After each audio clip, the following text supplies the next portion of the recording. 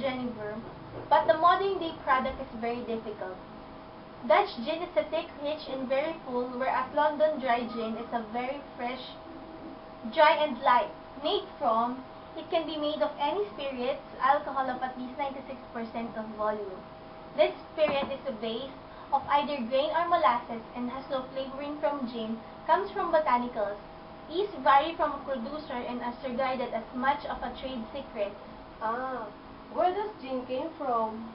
Gin originally in Holland back in 1550, when Professor of Medicine Francis Lucilius was trying to concoct a cure from stomach complaints using the diuretic properties of juniper berries, and stumbled upon this wonderful infusion when he named Jennifer.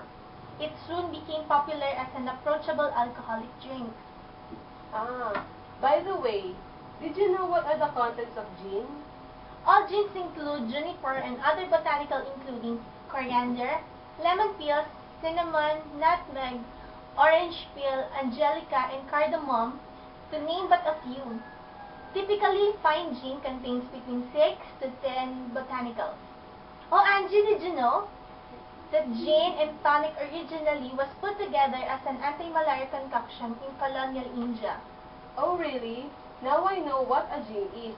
Thank you, May Ann. Okay, Angie, let's cheers again. Cheers!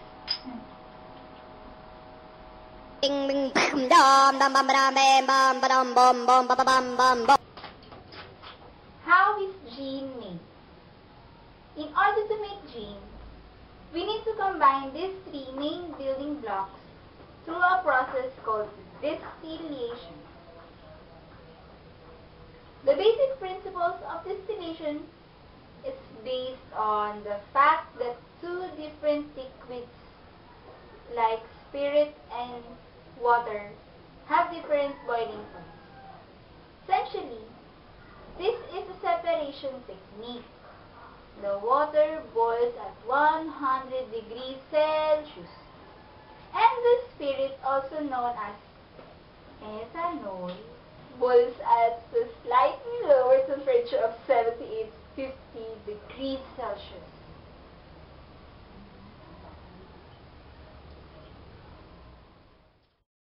The spirit and water are measured out and pumped into copper pot stills along with a specific weight of botanicals, which is required for each individual gin recipe.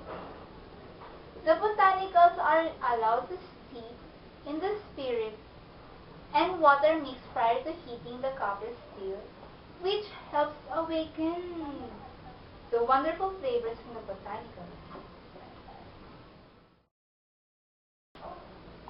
The copper steel is then heated by the means of steam jacket that cups the bottom half of steel.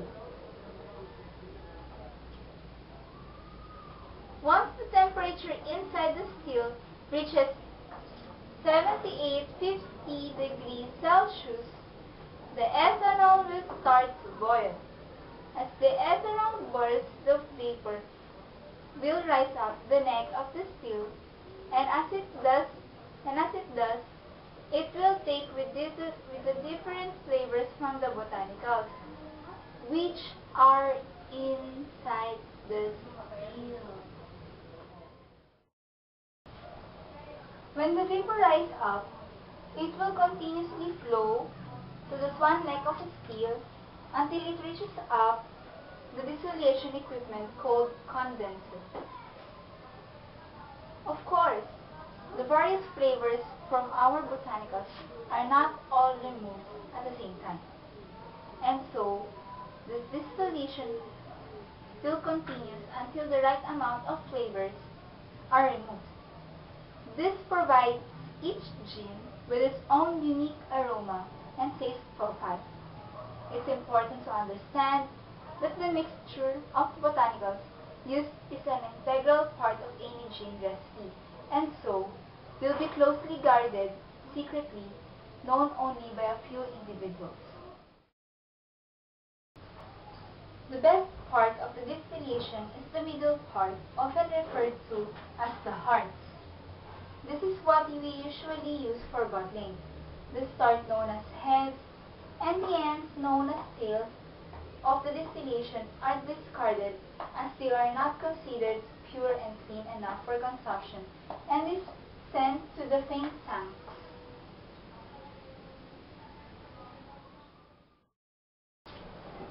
As for the heart of the distillation, this will be then left to rest, so the flavors settle together with the spirit. People like to refer to this period as the time whereby the flavors find their pecking order, just like this, within the flavor profile before it is reduced with water and made ready for bottling.